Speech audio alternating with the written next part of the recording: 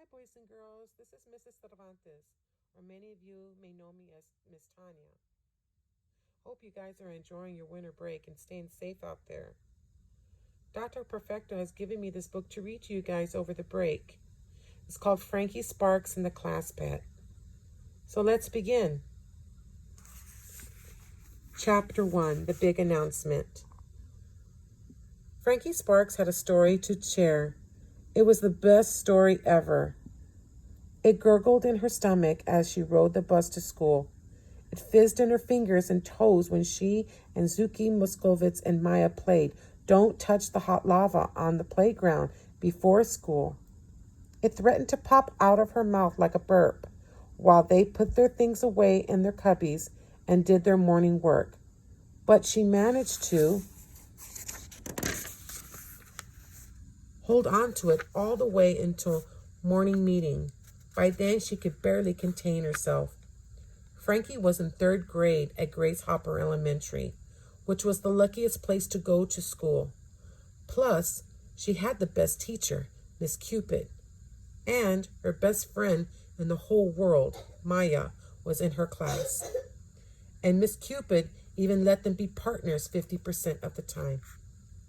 Every Monday at morning meeting, Miss Cupid asked her class to share what they had done over the weekend. So, as soon as Frankie and her 20 classmates crowded down on the rug, Frankie raised her hand as high as she could. She stretched up on her knees and wiggled her fingers, but she didn't say anything, not one word.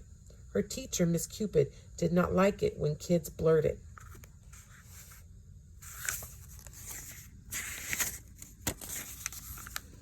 Miss Cupid called on Lila Jones, who played with her shoelaces while she launched into a long story about her soccer game and how it rained and how they had to sat in their cars until the rain ended. Then they got to play the game, and Lila claimed that they had won 3-2. But then Zuki, who was on the team too, said no, they had tied 3-3. How could you not even know if you had won or tied the game? Frankie wondered. What matters is that you both played very hard, I'm sure, Miss Cupid said, and were good sports about it.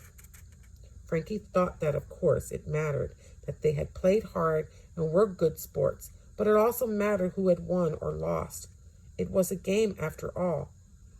You really can't remember if you won or tied? She asked. Frankie, Miss Cupid warned, we're moving on. So Frankie shot her hand up into the air again, and Miss Cupid called on Luke Winslow, who talked about his soccer game. At least he knew who'd won, the other team, but he still went on and on and on. When Luke was done, Frankie shot her hand into the air again, and finally Miss Cupid called on her. We went to see my aunt at the university where she works. She's a rodentologist, and, excuse me, Frankie, I'm sorry to interrupt, but I think some of our friends might not know what a rodentologist is. It's someone who studies rodents. We got to see mice and hamsters and white rats and... Frankie took a deep breath. This was the best part of her story. A capybara, she pronounced the word slowly, just the way her aunt had taught her. Capybara.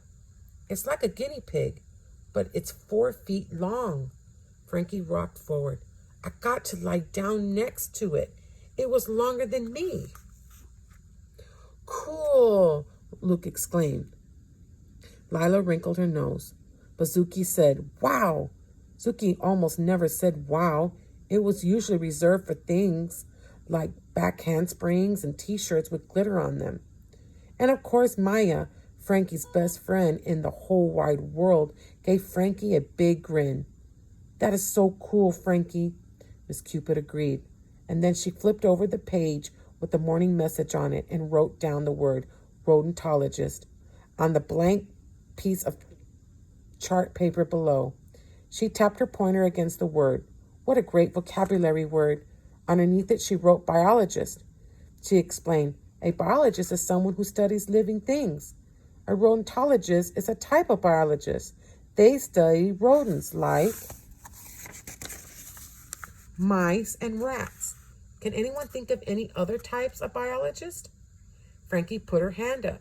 She knew all kinds of biologists.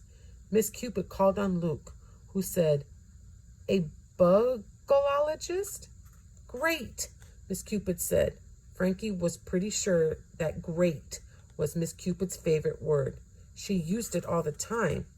A biologist who studies insects is called an entomologist. She wrote that word down on the chart paper in her neat, straight print. Anyone else? Maybe a herpetologist? Rabbi asked. He didn't even stumble over the big word. Yes, Miss Cupid cheered. And what's a herpetologist? Someone who studies lizards and amphibians. Zuki asked, how about someone who studies fish? Oh, terrific, Zuki. This is actually one of my all-time top 10 favorite words. Ichthyologist? Can anyone say that? The class stumbled over the word as they tried to say it back to her. We'll work on it. We have plenty of time. She put down the pointer and looked right at Frankie. I'm so glad you shared this today because it's just perfect for something we're going to do later.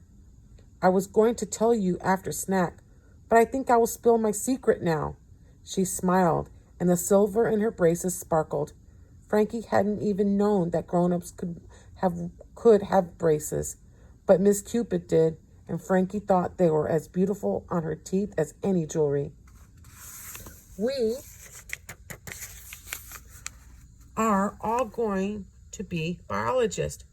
We are going to study animals. And after we study animals, we are going to have a very important decision to make.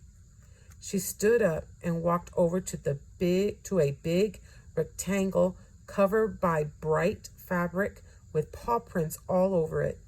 She pulled the fabric off and revealed a large glass aquarium, just like the ones the lizards had lived in Aunt Gina's lab. Friends, she announced, we are going to research different kinds of animals because we are going to get a class pet. And that's the end of chapter 1. I'm sorry that I did stumble on a few of the words. Forgive me for that. Anyways, I will be reading chapter 2 tomorrow. So follow me then, and I hope you enjoy the rest of your day, and I will see you soon.